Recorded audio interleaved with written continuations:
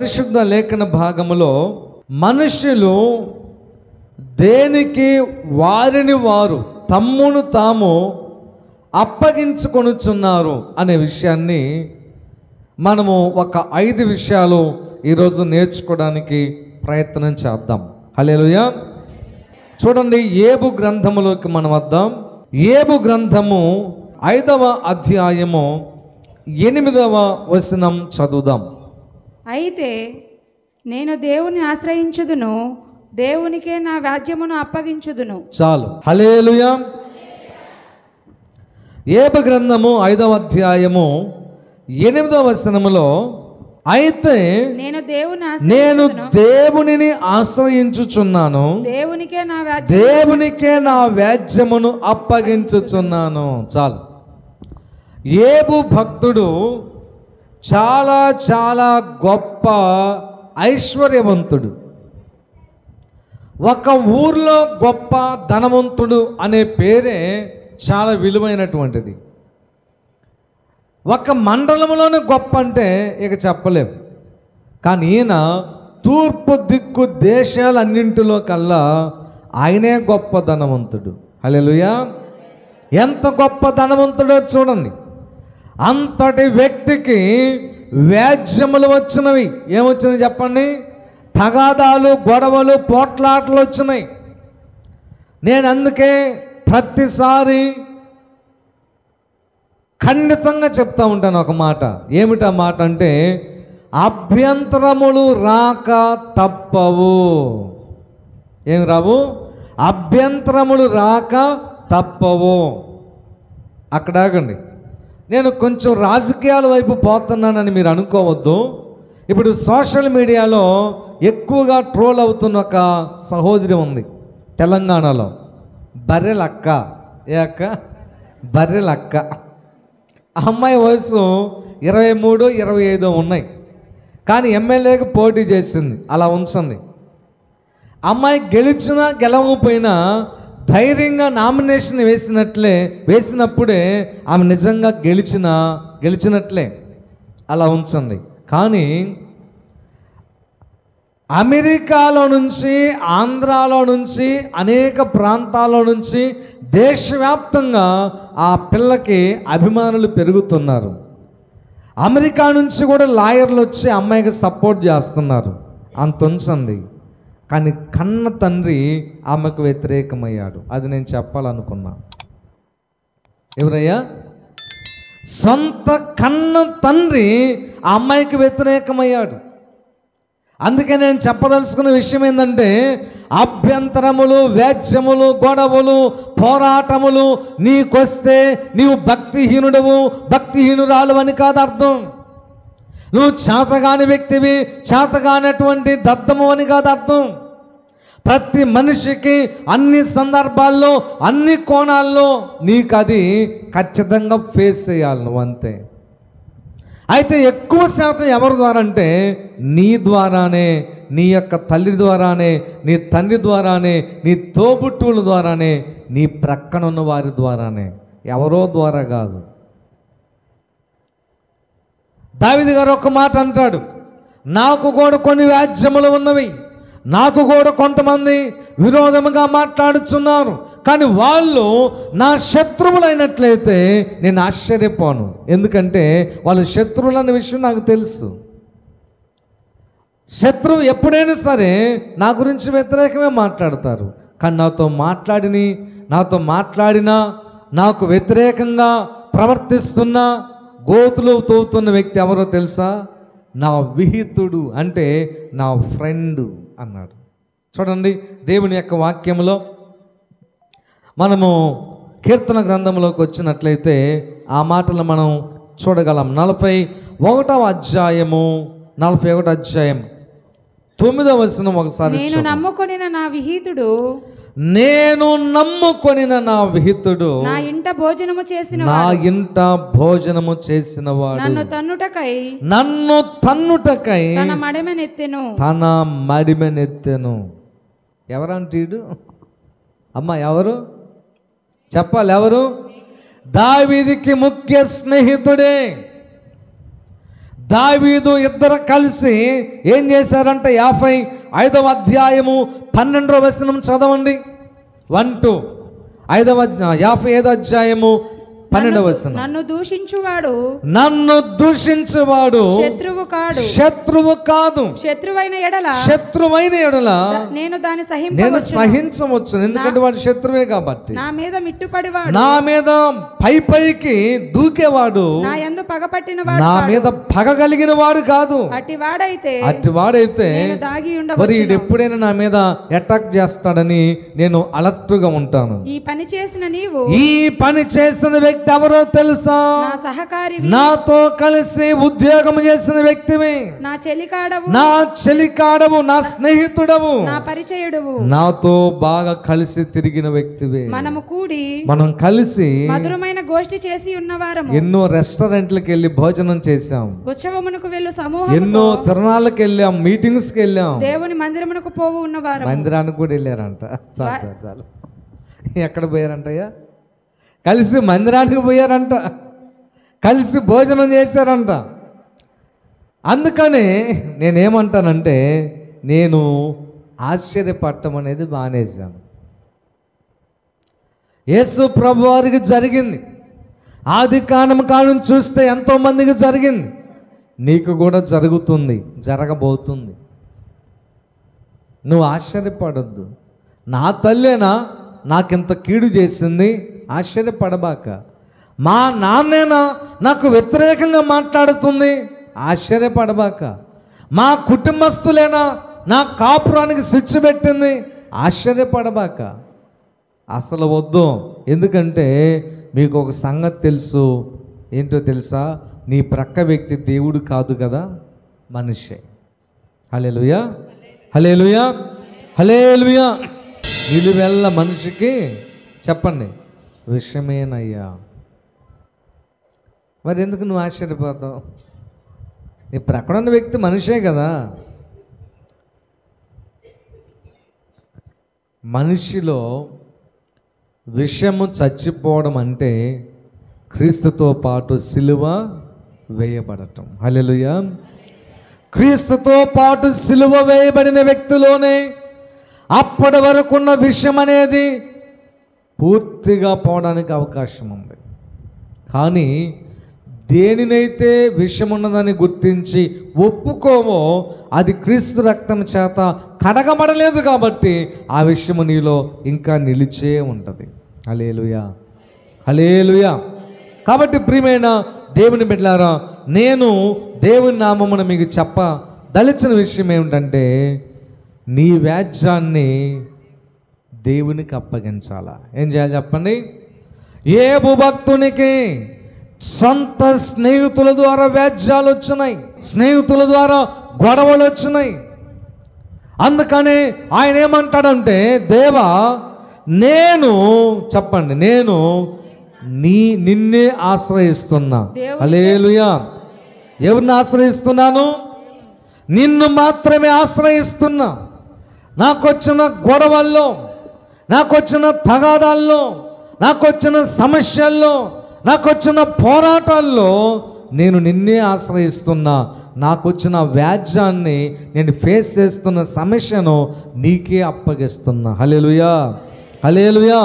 అందుకని దేవుని యొక్క వాక్యములు ఏముందో తెలుసా? మనం ఒక్కసారి రోమా పత్రికలోకి మనం వద్దాం.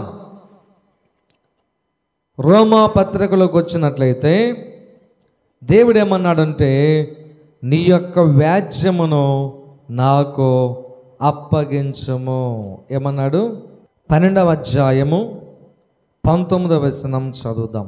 ప్రియులారా, పైన కూడా చదువురా. 18. సాధ్యమైనంత వరకు మీ చేతనైనంత మట్టుకు సమస్త మనుషులతో సమాధానముగా ఉండుడి. దీని అర్థం ఏంటి చెప్పండి? అంటే 100కి 99.9% నువ్వు ట్రై చేసావు ఒక వ్యక్తితో సమాధానంగా ఉండడానికి, కలిసిపోవడానికి, ఓర్చుకున్నావు, సహించావు, అయినా కానీ వల్ల పడలేదు. ఇంకా అప్పుడు వదిలేయటమే. దేవుడే చెప్పాడు, ఏమన్నాడు? మీ నీ చేతనైనంత మట్టుకు సమస్త మనుషులతో నీవు సమాధానముగా ఉండుము. ప్రియులారా, గుర్తు పెట్టుకోండి, ఒక సంగతి నేను చెప్తున్నాను. మీకు మీరే పగ తీర్చుకొనక దేవుని ఉగ్రతకు చోటుయుడి. పగ తీర్చుట నా పని, నేనే ప్రతిఫలమును ఇత్తును అని ప్రభువు చెప్పుచున్నాడు. చూసారా, పగ తీర్చే పని దేవునిది. నీ పక్షాన పోరాటం చేసే ఆ పని దేవునిది. దేవుని యొక్క వాక్యములో ద్వితీయోపదేశకాండములో ఏమన్నాడు తెలుసా? నువ్వు ప్రభువుని ఆశ్రయించినట్లయితే, ప్రభువుకి నీ యొక్క వ్యాజ్యాన్ని అప్పగించినట్లయితే 28వ అధ్యాయంలో ఒక మాట అంటాడు. 7వ వచనం, నీ మీద పడు నీ శత్రువులను యెహోవాను ఎదుట హతమగునట్లు చేయును. వారు నీ మీదకి దండెత్తి వచ్చేటప్పుడు ఒక త్రోవను వస్తారు, తిరిగి వెళ్ళిపోయేటప్పుడు ఏటు దొరికితే అటు పారిపోతారు నీ ఎదుట నుంచి అన్నాడు దేవుడు. హల్లెలూయా, హల్లెలూయా. పగ తీర్చుట దేవునికి అప్పగించినట్లయితే ఏ రూపములో నీకు వచ్చినా సరే, ఈ లోక సంబంధంగా నువ్వు పోరాటం చేయొద్దని చెప్పట్లేదు. మ్యాక్సిమం కోర్టులు కానీ పోలీసులు కానీ ఆశ్రయించడం తప్పైతే కాదు, కానీ అది కుదరని పక్షములో నువ్వు ఆశ్రయించిన వేళనే ముఖ్యంగా ఆశ్రయించవలసింది ప్రభు అయిన యేసయ్యని. హల్లెలూయా. ఎందుకో తెలుసా? వాళ్ళు నీ మీదకు ఒక్క త్రోవను దండెత్తి వస్తే 7 త్రోవల్లో నుండి నీ అత్తు నుంచి వాళ్ళు పారిపోతారు. ఉండరు, వాళ్ళు ఉండటానికి అవకాశం లేదు. హల్లెలూయా. అందుకనే దీని గురించే చెప్తే ఆలస్యం అవుతుంది కాబట్టి 2వ పాయింట్లోకి వెళ్దాం. మొదటిగా నీ యొక్క వ్యాజ్యమును దేవునికి అప్పగించవలెను. రెండవది చూద్దాం. 2వ కొరింథీ పత్రిక 8వ అధ్యాయము 3వ వచనం వైపు తిరుగుదాం. ఈ కృప విషయములోను చదవమ్మా. పరిశుద్ధుల కొరకైన పరిచర్యలో పాలు పొందు విషయములోను మనఃపూర్వకముగా మమ్మను వేడుకొనుచు వారు తమ సామర్థ్యము కొలదియేగాక సామర్థ్యము కంటే ఎక్కువగాను తమంతట తామే ఇచ్చిరని మీకు సాక్ష్యం ఇచ్చుచున్నాను. ఇదియుగాక మొదట ప్రభువునకును దేవుని చిత్తము వలన మాకును తమ్మును తామే అప్పగించుకొనిరి. హల్లెలూయా. ఈ మాసిదోనియా అనే సంఘం చాలా చిన్న సంఘం, పేద సంఘం. ఈ సంఘములో డబ్బు గల వాళ్ళు, ఐశ్వర్యవంతులు ఎవరు లేరు.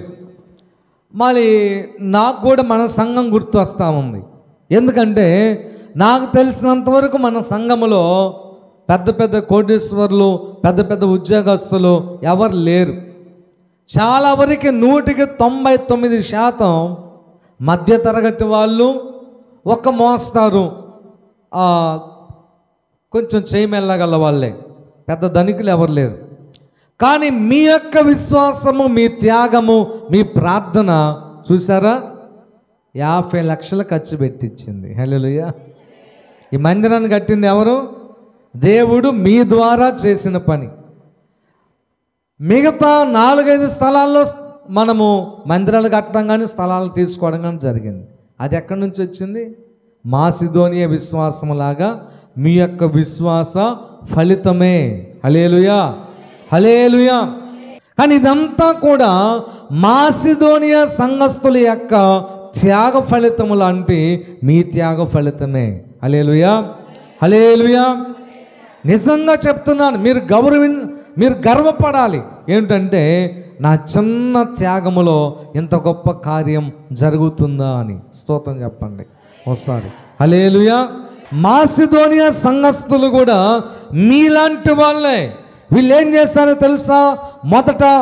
మొదటి వచనం నుంచి గమనించినట్లయితే, సహోదరులారా మాసిదోనియా సంఘములకు అనుగ్రహింపబడి ఉన్న దేవుని కృపను గూర్చి మీకు తెలియజేయుచున్నాను.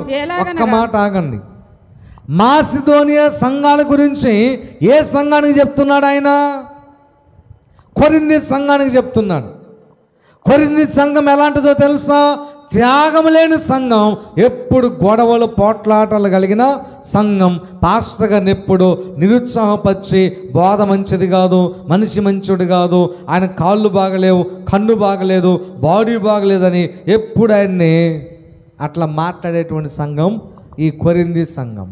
హల్లెలూయా. వాళ్ళని చైతన్యవంతులుగా చేయడానికి, వారికి మాసిదోనియా విశ్వాసాన్ని వీళ్ళకి నేర్పించడానికి పౌలు గారు ఏం చెప్తున్నాడంటే, వాళ్ళకు అనుగ్రహింపబడిన కృపను మీకు తెలియచేస్తున్నాను. ఎలాగనగా వారు దేవుని కొరకు బహుశ్రమలు అనుభవించి ఆ శ్రమల ద్వారా పరీక్షలు ఎదుర్కొన్నప్పటికీ కూడా అత్యధికముగా సంతోషించిరి. ఆ పరీక్షల ద్వారా, శ్రమల ద్వారా వాళ్ళు సంతోషపడ్డారే తప్ప దూషించలేదు. హల్లెలూయా, హల్లెలూయా.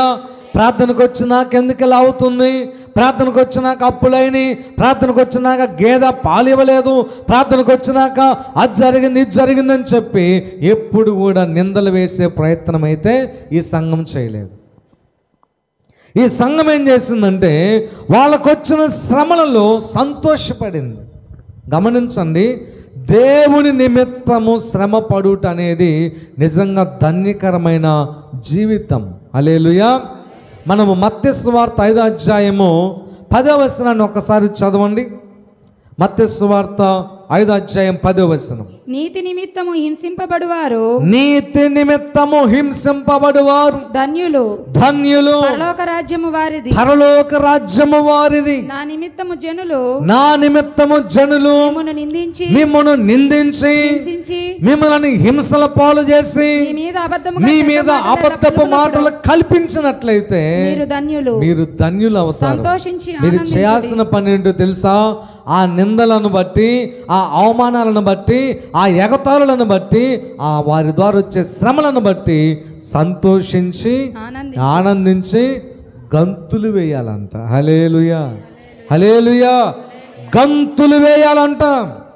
అప్పుడేం జరుగుతుందో తెలుసా? పరలోక రాజ్యములో నేను మీకు ఇచ్చే ఫలము రెట్టింపవుతుంది. ఇలాగున వారు మీకు, హల్లెలూయా, రెట్టింపైన బహుమానం, రెట్టింపైన ఆశీర్వాదం నీకు పరలోకములో దొరకాలి అని అంటే శ్రమల ద్వారానే సాధ్యం. స్తోత్రం చెప్పండి గట్టిగా. దేవుని నిమిత్తం శ్రమలు పొందకుండా, దేవుని నిమిత్తం కష్టాలు అనుభవించడానికి ఇష్టపడకుండా, ఏదైనా నిందొస్తే అది వేరేలాగా ఫీల్ అయిపోయి, ఎవరు అన్నారు ఏదన్నా అన్నారు అనుకోండి, అబ్బో భక్తురాలు బయలుదేరిందే, ఇంకా ఆగిపోతావు ప్రార్థనకి. భలే సంఘానికి పోతున్నావే, ఆగిపోతావు ప్రార్థనకి. ప్రార్థనకు పోతే నీకేం జరిగిందంట, జ్వరం ఏమన్నా తగ్గిందా, కాళ్ళు నొప్పి ఏమన్నా తగ్గిందా, ఆగిపోతావు అంతే. మనుష్యుల మాటలను బట్టి ఆగిపోయే నీలో కొంచెం కూడా దేవుని పట్ల ప్రేమ కానీ విశ్వాసం కానీ లేదని తేటతెల్లమైపోతుంది. హల్లెలూయా. నీకు విశ్వాసం లేదు దేవుని పక్షాన. ముందుగానే నీ హృదయాన్ని దేవుడు గుర్తించాడు. వీడు కానీ ఈమె కానీ అవసరానికి ప్రభు దగ్గరకు వచ్చేవాళ్ళే. స్వస్థత వస్తే కానీ, మేలు జరిగితే కానీ, ఉద్యోగం వస్తే కానీ, పిల్లలు పుడితే కానీ, వాళ్ళు అనుకున్న జరిగితే కానీ అప్పుడు వస్తారు ప్రార్థనకి, లేకపోతే రారు అని దేవునికి తెలిసే నువ్వు ఒట్టోడం అని చెప్పి దేవుని నిన్ను పట్టించుకోవాలా. స్తోత్రం చెప్పండి అర్థమైన వాళ్ళు. హల్లెలూయా, హల్లెలూయా. శ్రమ అనేటువంటిది నీకు చాలా గొప్ప బహుమానాన్ని తీసుకొస్తుంది. ప్రభు నిమిత్తం నువ్వు ఎంత శ్రమ అనుభవిస్తావో అంత భాగ్యాన్ని కూడా దేవుడు నీకు ఇస్తాడు. స్తోత్రం చెప్పండి ఒకసారి. అందుకనే ఈ మాసిదోనియా సంఘం యొక్క విశ్వాసాన్ని, త్యాగాన్ని కొనియాడుచు పౌలు గారు కొరింథీ సంఘానికి ఉత్తరం రాస్తూ ఏమంటున్నాడంటే, వీళ్ళు బహుశ్రమల ద్వారా పరీక్షించబడగా సంతోషించిరి, మరియు వారు నిరుపేదలైనను వారి యొక్క త్యాగము బహు విస్తరించెను. చూసారా, చాలా నిరుపేద కుటుంబాలకు చెందిన వారు అయినప్పటికీ కూడా వాళ్ళ త్యాగం చాలా గొప్పగా ఉందంట. అంతేకాదు, ఈ కృప విషయములో ఈ కృప విషయములోను పరిశుద్ధుల కొరకైన పరిచర్యలో పాలు పొందే విషయములోను మనఃపూర్వకముగా మమ్మును వేడుకొనుచు వారు తమ సామర్థ్యము కొలదియేగాక సామర్థ్యము కంటే ఎక్కువగా తమ్మంతట తాము ఇచ్చురని. ఇక్కడ చాలా విషయాలు ఉన్నాయి కానీ అన్ని చెప్తే ఎక్కడ ఆగిపోవాల్సి ఉంటుంది. ఒక విషయాన్ని గుర్తించండి, వాళ్ళే బ్రతిమలు ఆడుకున్నారంట. అయ్యా పౌలు గారు నా మాటనండి, ఏమనుకోవద్దండి, ఇది తీసుకుని పరిచర్యలో ఖర్చు పెట్టండి. పాస్టర్ గారు పౌలు గారు నా మాట వినండి, మా మాట వినండి అని వాళ్ళే బ్రతిమలాడి సహా పౌలు గారికి త్యాగం చేశారంట. ఎలాగంటే వాళ్ళ సామర్థ్యం కంటే కూడా ఎక్కువగా. స్తోత్రం చెప్పండి గట్టిగా. అందుకనే పౌలు గారు అంటాడు, అలాగ త్యాగము చేశారని నేను మీకు సాక్ష్యం ఇస్తున్నాను. అంతేకాకుండా మొదట ప్రభువునకును దేవుని చిత్తము వలన మాకును తామే అప్పగించుకొని. అద్భుతమైనటువంటి మాట అండి. హల్లెలూయా. ఈ మాసిదోనియా సంఘస్థులంట త్యాగం చేయటమే కాదంట, శక్తికి మించి దేవునికి దాతృత్వం చేయటమే కాదంట, ఇంకా చెప్పాలంటే శ్రమలు అనుభవించడం మాత్రమే కాదంట. వాళ్ళు ఏం చేశారంటే మొదట దేవుని సేవకులకు అప్పగించుకున్నారంట. హల్లెలూయా. అయ్యగారు మీ ఇష్టం, ఇదిగో మేము 10 మంది ఉన్నాం, మేము 10 మంది ఒక తీర్మానం తీసుకున్నాం. ఈ తీర్మానం ఏమిటంటే నీకు అప్పగించుకుంటున్నాం, ఎక్కడికి పొమ్మంటే అక్కడికి పోతాం, ఏది చేయమంటే అది చేస్తాం, ఎక్కడ దూకమంటే అక్కడ దూకుతాం. కాబట్టి నీ ఇష్టం, మా చిత్తం ఏమి లేదు మా పట్ల, మేము మీ చిత్తానికి అప్పగించుకొనుచున్నాం. స్తోత్రం చెప్పండి గట్టిగా. నాకు కూడా చాలామంది అప్పగించుకున్నారు. నాకు చాలా నవ్వు వచ్చింది. ఏమిటంటే, అన్నా నీ కోసం నేను ప్రాణం ఇస్తా. ఏందంట, ప్రాణం ఇవ్వద్దులే కానీ ప్రాణం ఇస్తాం నీకోసం, నిన్ను మేము వదిలిపెట్టాం. అబ్బో అంటే మాసిదోని ఆత్మ అప్పుడు నీ కాడికి వచ్చి తాగిపోయి ఉన్నట్టు. వీళ్ళు అలాగలేరు, మాటల విశ్వాసులు కాదు, మాటలతో గారడీ చేసేటువంటి మాయగాళ్ళు కాదు మాసిదోనియా సంఘస్థులు. ఎలాంటి వాళ్ళు తెలుసా వీళ్ళు చెప్పండి? మనఃపూర్వకముగా దేవునికి అప్పగించుకున్నారు, దేవుని యొక్క సేవకునికి అప్పగించుకున్నారు. హల్లెలూయా. మీలో ఒక్కళ్ళనైనా అలాగ నేను చూడగలనా లేదని ఆలోచన. నీకు తెలియని విషయం ఏంటంటే, నిన్ను నీవు అప్పగించుకుంటే నీవు దేవుని చేతిలో ఒక వజ్రాయుధం వలె వాడబడతావు. హల్లెలూయా. ఒక వజ్రాయుధం వలె ఉపయోగించబడతావు. నీ పిల్లలైనా సరే, నీవైనా సరే సరెండర్ అయిపోవాలా.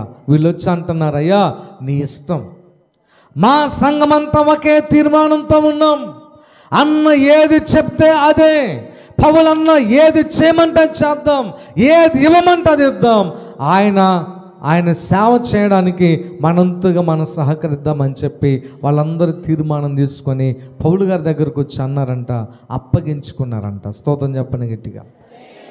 హల్లెలూయా. కనుక ప్రియమైన దేవుని బిడ్డలారా, నీ యొక్క వ్యాజ్యాన్ని దేవునికి అప్పగించాలి. రెండోది, నిన్ను నీవు దేవుని సేవకునికి దేవునికి అప్పగించుకున్నటువంటి ఆ యొక్క వైఖరిని విధానాన్ని నీవు కలిగి ఉండాలి. మూడవ మాటని జ్ఞాపకం చేస్తున్నాను. అపోస్తలుల కార్యాల గ్రంథం 15వ అధ్యాయము 25వ వచనాన్ని చదువుదాం. అపోస్తలుల కార్యముల గ్రంథం గనుక 15:25 చదువు. మనుషులను ఏర్పరిచి మన ప్రభువైన యేసుక్రీస్తు పేరు కొరకు తమ్మును తాము అప్పగించుకొనిన బర్నబా, పౌలు అను మన ప్రియులతో కూడా మీ యొద్దకు పంపుట యుక్తమని మాకందరికి ఏకాభిప్రాయము కలిగెను. హల్లెలూయా. స్తోత్రం చెప్పండి ఒకసారి చదవంటారా? అపోస్తలుల కార్యాల గ్రంథం 15వ అధ్యాయము 25వ వచనం చదవమ్మా. కనుక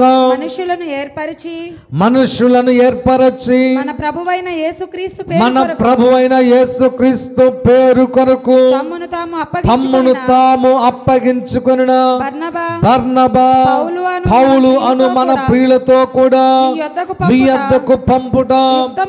ఇద్దరు వ్యక్తులు ఉన్నారు, ఒకరు బర్నబా, రెండోది పౌలు. వీరిద్దరు కూడా దేనికోసం తీర్మానం తీసుకున్నారంట చెప్పండి? దేవుని యొక్క పేరు కోసం అంట. ఏం పేరు చెప్పాలి గట్టిగా? యేసు పేరు కోసం. అంటే యేసుకి ఘనత తీసుకురావాలని, యేసు నామాన్ని ప్రకటన చేయాలని, యేసే దేవుడని ప్రకటన చేయాలని చెప్పి యేసు యొక్క నామ మహిమార్థమై పౌలు గారు, బర్నబా గారు దేవునికి అప్పగించుకున్నారంట. స్తోత్రం చెప్పండి గట్టిగా. ఈ రోజున వారి యొక్క పేరు కోసం మనుషులు ప్రయాసపడుతున్నారు.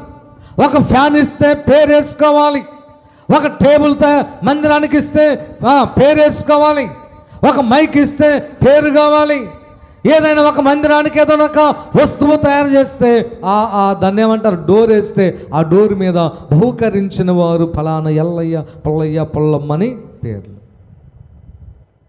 నేను దాన్ని యాక్సెప్ట్ చేయను. మీకు ఇష్టం ఉంటే ఇవ్వండి, లేకపోతే ప్రభు రాకడొచ్చే లోపు కష్టపడి మేమే ఆ పని చేసుకుంటాం. కానీ మనుషుల పేరు కోసం దేవుని పనిని పాడు చేయకూడదు, వాడుకోకూడదు. హల్లెలూయా, హల్లెలూయా, హల్లెలూయా. ప్రియమైన దేవుని బిడ్డలారా, యేసు పేరు కోసం నువ్వు ప్రయాసపడుతున్నావా? యేసు నామ మహిమార్థమై నువ్వు ప్రయాసపడే వ్యక్తివైతే శ్రమలను ఓర్చుకుంటావు, దేవుని కోసం తగ్గించుకుంటావు, దేవుని కోసం మాట పడతావు. అంతేకాకుండా నీవేదైనా ఒక మంచి మేలు దేవుని ద్వారా పొందుకుంటే దాన్ని సాక్ష్యం రూపంలో జనానికి చెప్తావు. ఎందుకంటే యేసు నన్ను బాగు చేశాడు. స్తోత్రం చెప్పండి. యేసు నాకు ఇల్లు ఇచ్చాడు, యేసు నాకు గృహం ఇచ్చాడు, యేసు నాకు ఉద్యోగం ఇచ్చాడు, యేసు నాకు వ్యాపారం ఇచ్చాడు, యేసు నాకు వస్తువులు ఇచ్చాడు, యేసు నా స్థితిని మార్చాడు. నువ్వు చెప్పగలుగుతావా? యేసు పేరు కోసం నువ్వు ప్రయాసపడిన వ్యక్తి అవుతావు. ఎప్పుడని చెప్పావా? నీ స్నేహితులకు చెప్పావా? నీతో ఉద్యోగం చేసే వాళ్ళకి చెప్పావా? నీతో పాటు కూలి పనికి వచ్చే వాళ్ళకి చెప్పావా? నువ్వు ప్రయాణం చేసేటప్పుడు ఎవరితో ముచ్చటించావా? నేను ఈ స్థితిలో ఉండడానికి కారణము ఎవరు చెప్పండి? యేసయ్య అనాలి. హల్లెలూయా, హల్లెలూయా. నీకున్నదంతా కూడా దేవుందే. బ్రతికున్నామంటే దేవుడే. భార్యను కలిగి ఉన్నావా? దేవుడే. భర్తను కలిగి ఉన్నావా? దేవుడే. ఉద్యోగం కలిగి ఉన్నావా? దేవుడే. మంచి వస్త్రాలు కలిగి ఉన్నావా? దేవుడే. నువ్వు ఏది కలిగి ఉన్నా అది దేవుడు నీకు ఇచ్చినటువంటి ఇవి బహుమానం. స్తోత్రం చెప్పండి గట్టిగా. హల్లెలూయా. ఒకరోజు నువ్వు బ్రతుకున్నావంటే దేవుడే.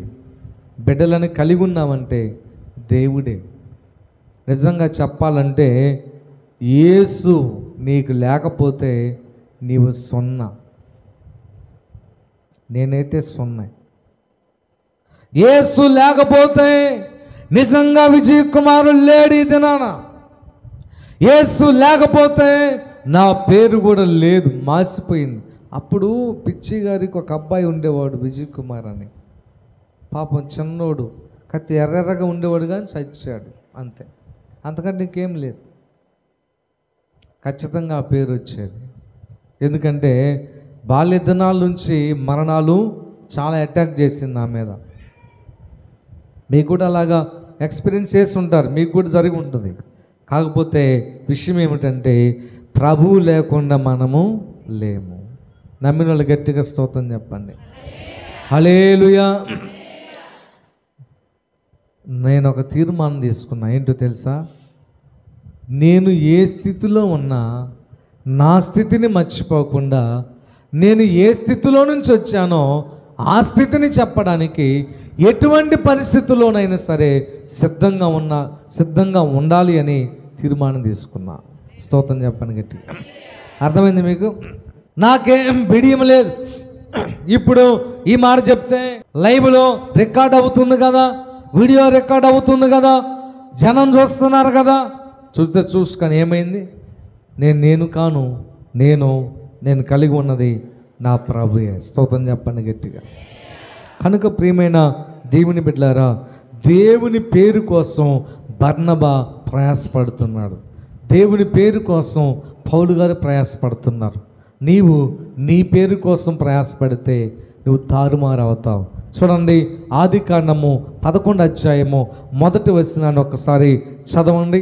ఆదికాండం 11 అధ్యాయం 1 వచనం. భూమి అందంతటా ఒక్క భాషయు, భూమి అన్నంతటా ఒక్క భాషయు, ఒక్క భాష, ఒక్క పలుకును ఉండెను. ఒక్క పలుకు ఉండెను. వారు తూర్పున ప్రయాణం అవుతూ పోవుచుండగా షీనారు దేశమందు ఒక ప్రాంతంలో మైదానం కనబడెను. అక్కడ వారు నివసించి మనము ఇటుకలు చేసి బాగుగా కాల్చుదము రండని, బాగుగా కాల్చుదము రండని ఒకనితోనొకడు మాట్లాడుకొని రాళ్లకు ప్రతిగా ఇటుకలను అడుసునకు ప్రతిగా మట్టికులను వారికుండెను. మరియు వారు మనము భూమి అన్నంతట చెదిరిపోకుండా, అది 4వ వచనం, మనము భూమి అన్నంతట చెదిరిపోకుండా ఒక పట్టణమును, ఆకాశమునంటే ఒక గొప్ప పట్టణమును, గోపురమును, శిఖరము గల ఒక గోపురమును కట్టుకుని ఏం సంపాదించుకోవాలనుకున్నారు? అమ్మా, ఏం సంపాదించుకోవాలి చెప్పాలి? పేరు కోసము ప్రయాసపడ్డారు, పేరు సంపాదించాలనుకున్నారు. ఏం జరిగిందో చూడండి. యెహోవా నరుల కుమారుల కట్టిన పట్టణమును గోపురమును చూడ దిగి వచ్చి 7వ వచనం చదువురా. గనుక మనము దిగిపోయి వారిలో ఒకని మాట ఒకనికి తెలియకుండా వారి భాషను తారుమారు చేదము రండని దేవుడు దిగి వచ్చను. స్తోత్రం చెప్పండి గట్టిగా. చూసారా ప్రియమైన దేవుని బిడ్డలారా, పేరు కోసము ప్రయాసపడాలి అనుకున్న ప్రజల జీవితాలు తారుమారైపోయింది. వారి పని తారుమారైపోయింది, వారి ఆలోచన తారుమారైపోయింది, వారి భాష తారుమారైపోయింది, వారి జీవన శైలి తారుమారైపోయింది. పేరు కోసం ప్రయాసపడబాకండి. మనకు పేరు అక్కర్లేదు. నేను ఆయా మీటింగుల్లో వాక్యం చెప్పడానికి వెళ్ళినప్పుడు చాలామంది ఆ పేరు ఒకటి, ఫోటోలు ఒకటి అడుగుతారు. సాధ్యమంత వరకు ఇవ్వను, తప్పదనుకుంటేనే సరే వేసుకుని అంటాను. ఎందుకంటే మెసేజ్ చెప్పానా స్టేజ్ మీద కూడా కనపడను. ఎందుకంటే నాకు ఏ పేరు అక్కర్లేదు.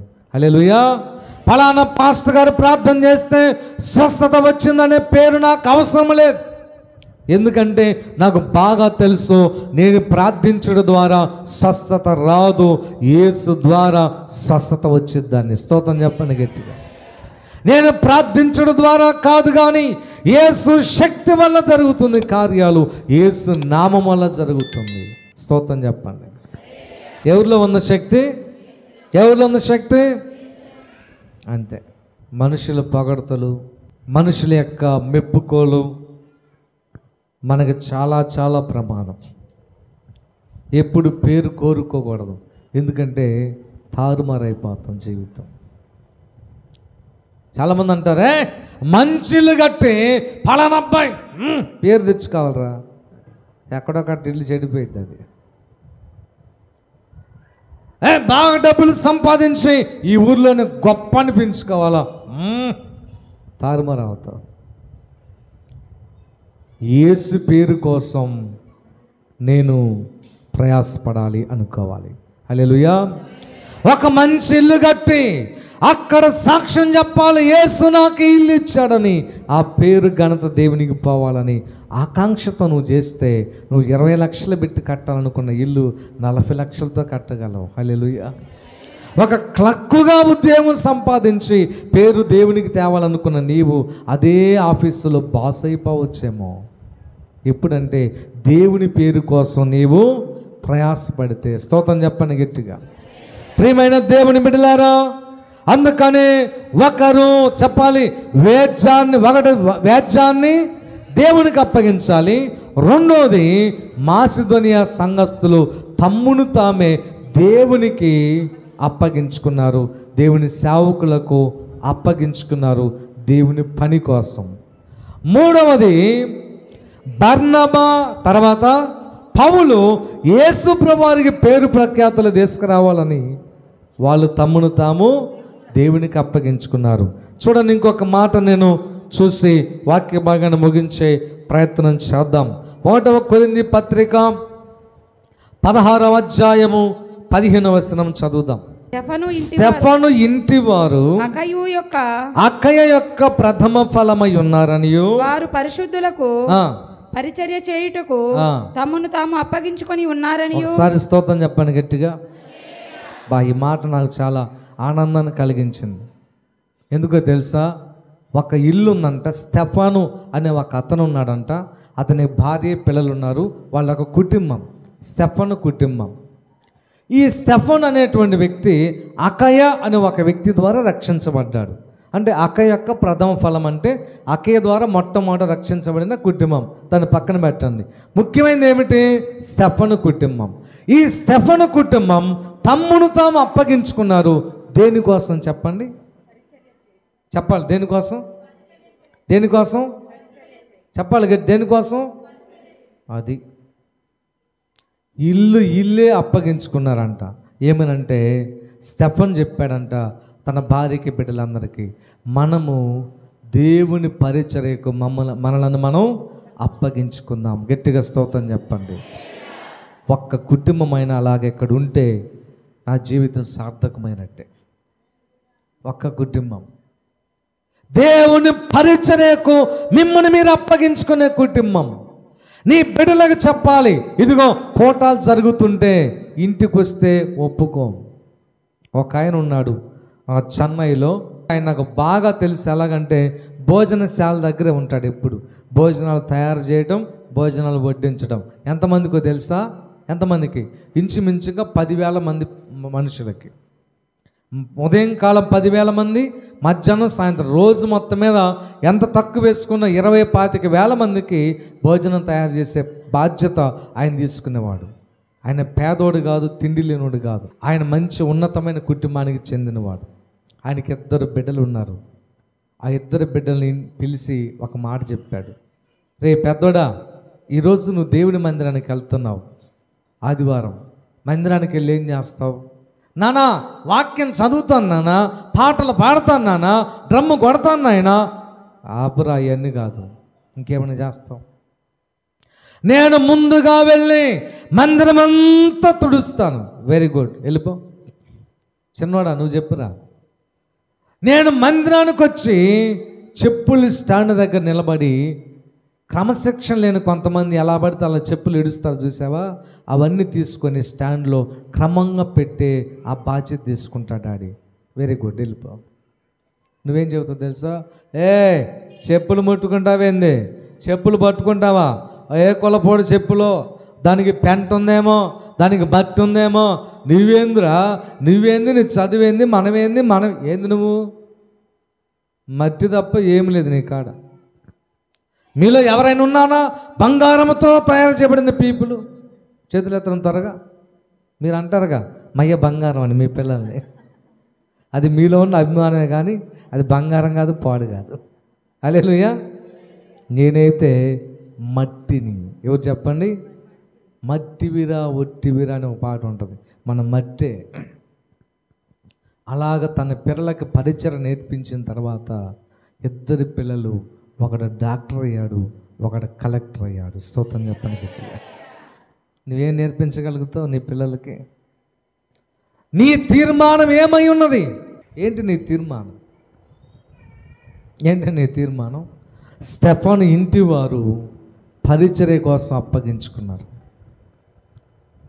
కొంతమంది తెలియక కొన్ని మాటలు అంటున్నారు, నాకు చాలా బాధ కలుగుతుంది. ఎప్పుడో చూసి మాత్రం సీరియస్గా ఉంటుంది. పరిచర్యలో కొంతమంది ఒక మాట అంటున్నారు. ఆ మాట ఏంటంటే, ఏంది నాకే చెబుతుంటారు, నేను కాక ఇంకెవరు దొరకలేదా? పిచ్చోడా, పిచ్చిదానా, దేవుని నిన్ను ప్రేమించాడు కాబట్టి మాటిమాటికి పని అప్పగించబడుతుంది. 1, 2, 3 సార్లు ఆ మాట అన్నామంటే 4వ సార్లు నీ కాడ నుంచి అవకాశం తీసివేయబడి నీకంటే శ్రేష్టమైన వారికి ఆ పరిచర్య అప్పగించబడింది. ఇంక వేడ్చిన గోజాడిన రాదు కాదు. హల్లెలూయా, హల్లెలూయా. రాదు అవకాశం. అంత తేలిగ్గా తీసుకోబాకని పరిచర్యను. నీవు ప్రవక్తవైనా ప్రవక్తనీయులుగా మారాలన్నా, శ్రేష్టమైన భక్తి నీకు అబ్బాలన్నా, మంచి భవిష్యత్తుని దొరకాలన్నా పరిచర్య కీలకమైంది. పరిచర్య లేకుండా సేవకు వస్తే నీవు డొల్లా, సేవ డొల్లా.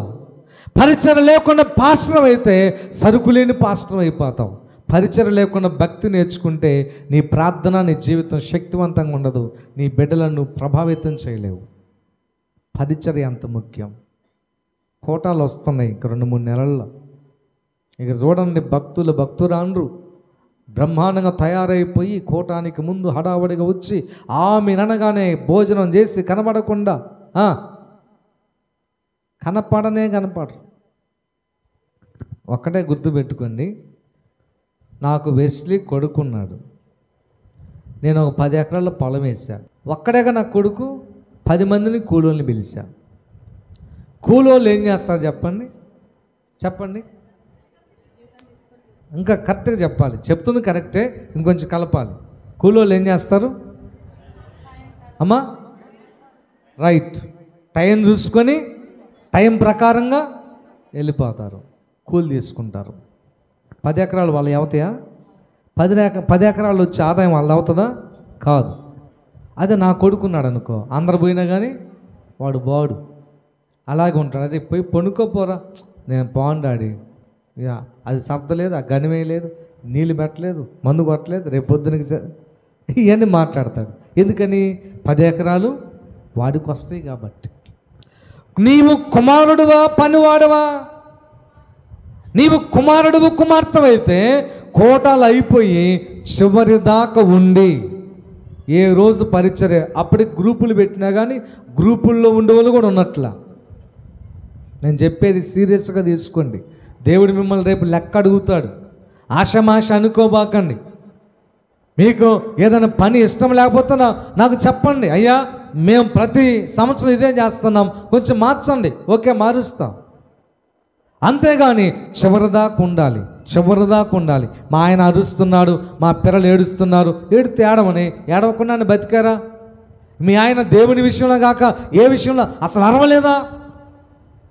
నీ వ్యక్తిగత విషయాల్లో, చీరల విషయాల్లో, జాకెట్ల విషయాల్లో నీ మొండితనం కోసం దెబ్బలు తిన్నావే, మరి దేవుని కోసం ఒక మాట పడలేవా మీ ఆయన చేత? ప్రభు కోసం ఒక దెబ్బ తిను చూద్దాం, ప్రభు నిన్ను వదిలిపెడతాడేమో. హల్లెలూయా, స్తోత్రం చెప్పండి గట్టిగా, హల్లెలూయా, హల్లెలూయా. కనుక ప్రియమైన దేవుని బిడ్డలారా, పరిచర్యకు స్టెఫన్ ఇంటి వారు అప్పగించుకున్నారు. మరి నువ్వు అప్పగించుకుంటావా? స్టెఫన్ గురించి పౌలు గారు తర్వాత రాస్తాడు, ఆ ఇంటి వారికి మేలు చేయాలి అంటాడు. స్తోత్రం చెప్పండి. క్రింద ఉంటుంది, మేలు చేయాలి. ఎవరైతే పరిచర్య కోసం కుటుంబాలుగా అప్పగించుకుంటారో వాళ్ళకి దేవుడు మేలు చేస్తాడు. ఏదో అలా వచ్చిపోతే ఏముండదు. అందుకని నువ్వు దేనికి అప్పగించుకుంటున్నావు, ఏమి అప్పగిస్తున్నావు? 1, వ్యాజ్యాన్ని దేవునికి అప్పగిస్తున్నావా? 2, తమ్మును తాము దేవునికి అప్పగించుకున్నారు, దేవుని సేవకునికి అప్పగించుకున్నారు దేవుని నిమిత్తం. 3, దేవునికి పేరు ప్రఖ్యాతులు తీసుకురావాలని పౌలు, బర్నబా తమ్మును తాము అప్పగించుకున్నారు. వాళ్ళ తీర్మానం ఏంటంటే దేవునికి పేరు తీసుకురావాలి, మహిమ తేవాలి.